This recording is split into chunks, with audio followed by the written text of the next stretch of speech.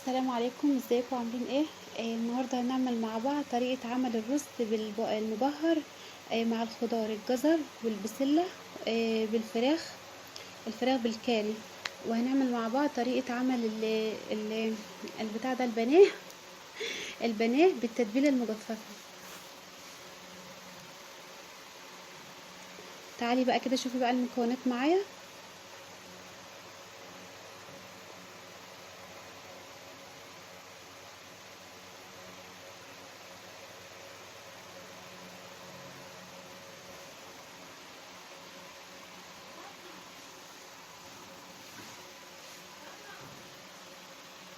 معايا بقى رز مغسول ومتنضف، ومعايا بسله كانت متفرزه، ومعايا جزر سلقته كده نص سلقه، ومعايا صدر فرخه متقطع، ومعايا بصلتين كده متقطعين مكعبات، وقرن فلفل احمر وقرن اخضر. والتوابل معايا معلقه كاري ومعلقه بابريكا ومعلقه فلفل اسمر ومعلقه كمون ومعلقه كزبره، ومعلقه ملح.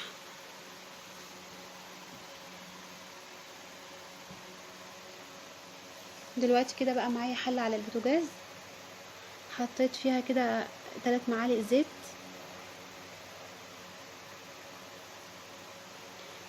هسيب الزيت يسخن الاول، وبعد كده بقى هنزل عليه بالبصله.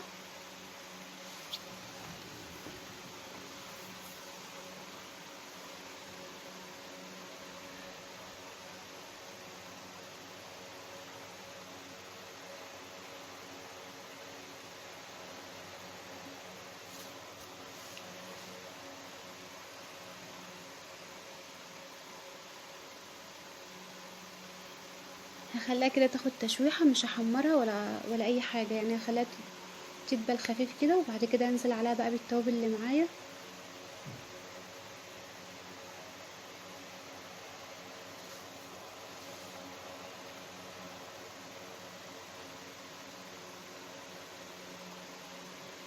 هنزل بقى كده بالتوابل عليها، هخليها تاخد تحميصه كده مع بعضها.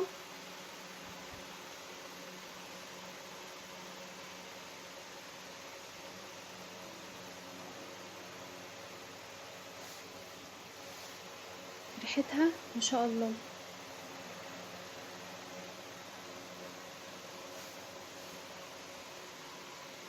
بعدين بقى هنزل بقى كده مع بالرز.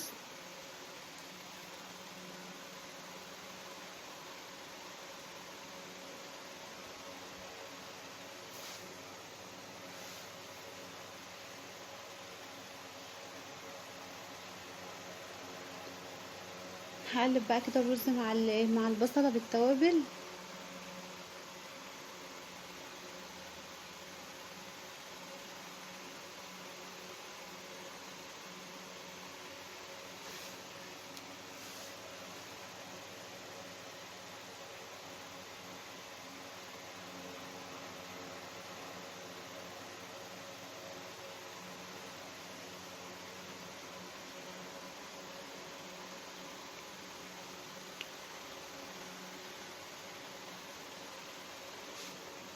بعدين بقى كده هنزل على الرز كده بالبسله.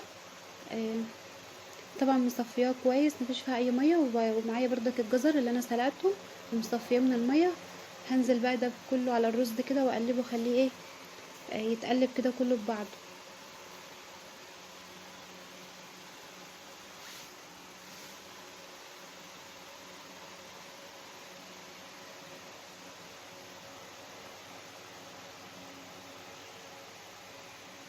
بعدين بقى هقوم رايحه نازله بالميه، اغطي عليه بقى اسيبه يستوى كده.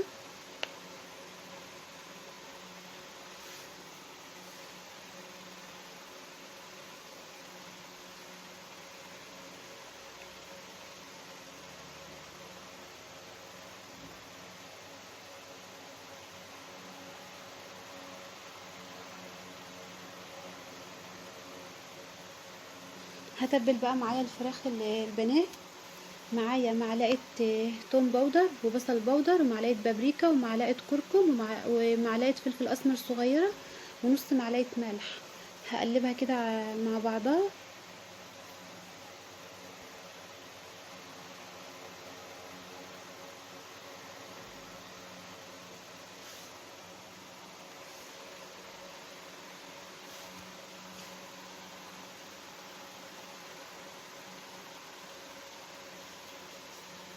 هغطي بقى كده الفراخ اللي معايا في التتبيله دي كلها، اخليها تشرب يعني من فوق ومن تحت كده عشان تبقى كلها متغطيه بالتتبيله.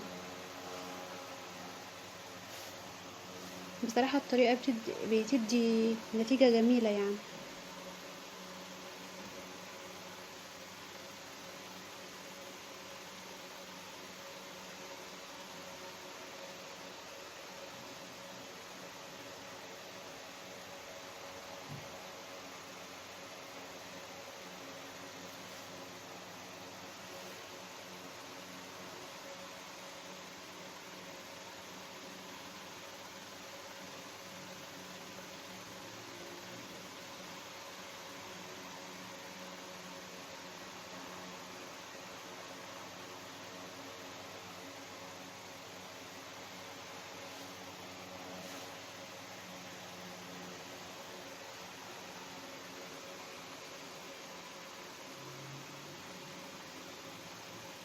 هتبل بقى كل الفراخ اللي معايا بنفس الطريقه، وبعد ما اتبلها هسيبها شويه كده تشرب من التتبيله قبل ما اقليها كده يعني قبل ما اجهزها يعني.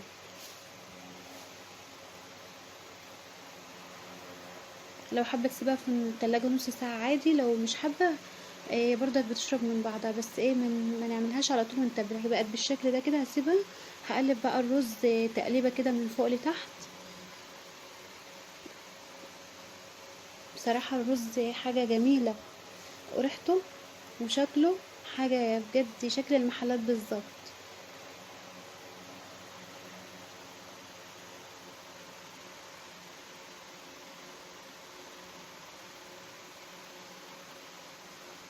شايفين شكله عامل ازاي؟ معايا بقى طاسه كده على النار، هحط فيها بشويه، هنزل عليها كده بشويه زيت،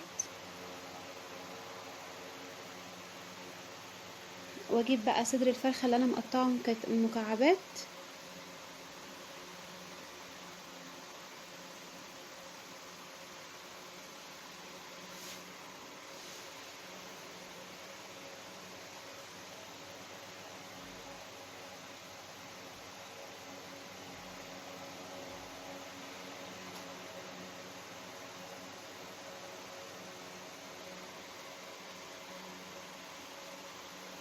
معايا بقى كده ربع معلقه فلفل اسمر صغيره،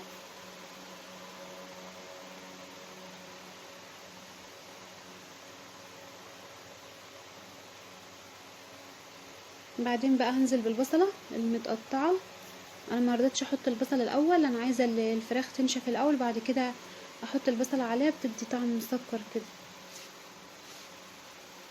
هقلبهم كده بقى مع بعضهم، وبعدين انزل برشه ملح بسيطه.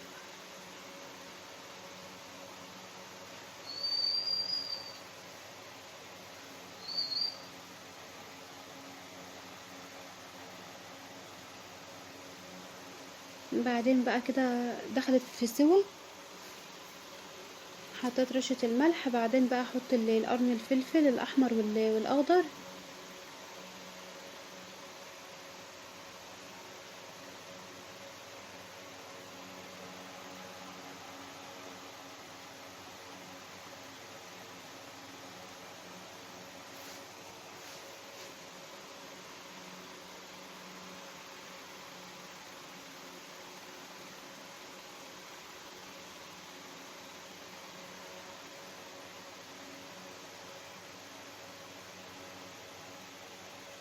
هسيبها كده بقى مع نفسها لحد ما تستوي خالص، وبعدين احطها على الرز.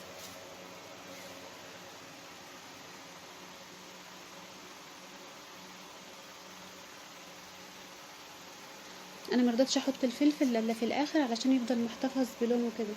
دلوقتي بقى الفراخ استوت، هقلب الرز تقليبه، وبعد كده هنزل عليه بقى بالفراخ اللي انا عصقتها دي.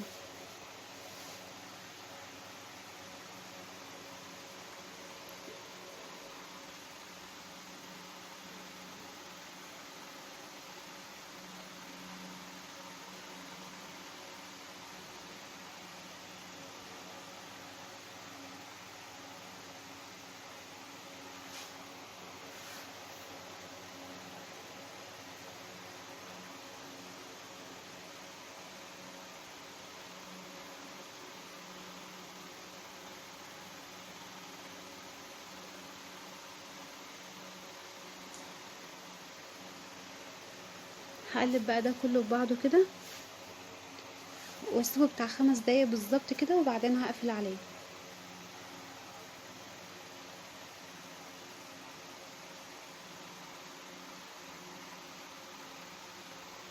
على فكرة ممكن نبدل الفراخ دي لو عندك لحمة وعايزة تحطي مكان الفراخ لحمة عادي، بتبقى حلوة برضه. بس بما ان انا عاملة النهاردة بانيه فخليتها كلها تبقى فراخ.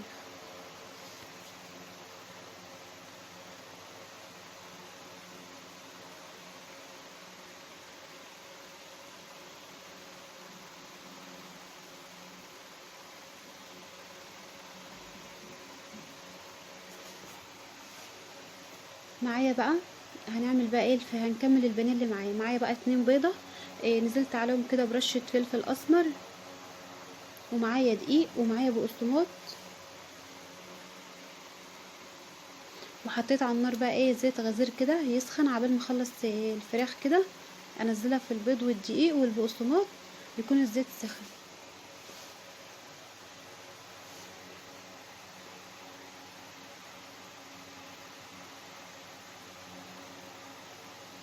شايفين لون الفراخ؟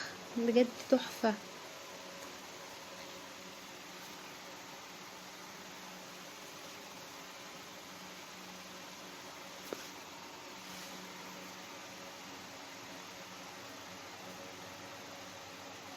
بعد ما انزل بقى فيها يعني مرة الاول بالبيض، وبعدين احطها في الدقيق وارجع احطها تاني في البيض، واللي عايزة تحطها مرة واحدة في البيض عادي، كله ماشي يعني. بس انا لان انا التتبيلة كانت معايا ناشفة اللي انا متبلة فيها البانيه، فطبيعي ان انا كنت لازما علشان تشرب يعني طبقة كبيرة من الكفر اللي هيبقى عليها، علشان تاخد من الدقيق وتاخد من البقسماط، كنت لازم كل مرة احطها في البيض. بجد جربي الطريقة كده على الناشف، بجد تحفة تحفة بجد يعني. هي كل الطرق حلوة، بس يعني ده بتميزها شوية، ده بتخليها كده شاربة من بعضها، والتوابل لازقة فيها جامد. انما لما يكون معاها مادة سايلة فالتتبيلة ما بتبقاش بالشكل ده. حتى انتوا ملاحظين اللون، اللون باين عليها قوي، شاربة من التتبيلة خالص.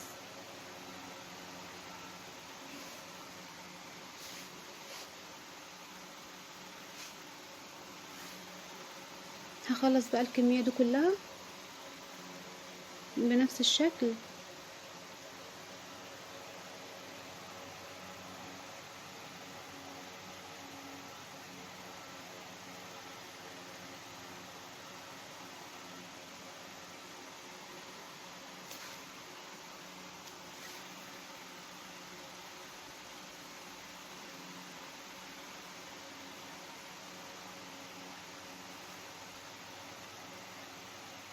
كده شكلها بعد ما تبلتها كلها. معايا بقى الزيت سخن.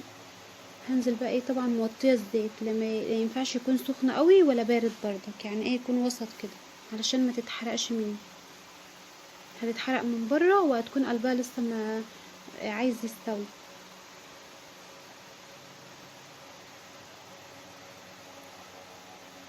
هخلي النار كده متوسطة عليها علشان تاخد راحتها يعني. ده كده بعد ما كانت دخلت في السوا كده هقلبها على الجنب التاني عشان تبقى تاخد نفس اللون.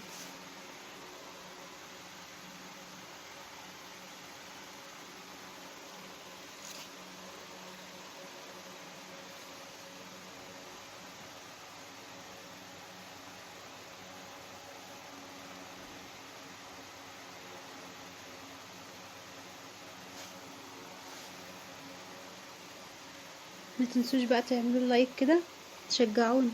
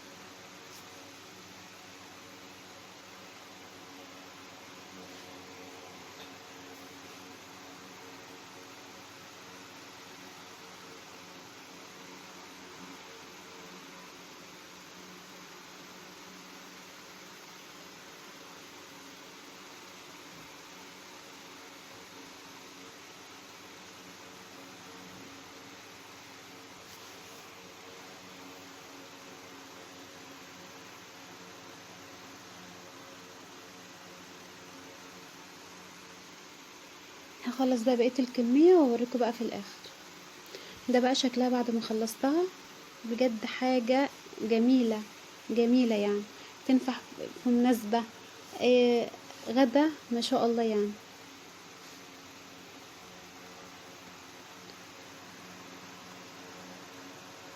ريحة الفراخ بتاع الرز كده مع بالكاري، ما شاء الله.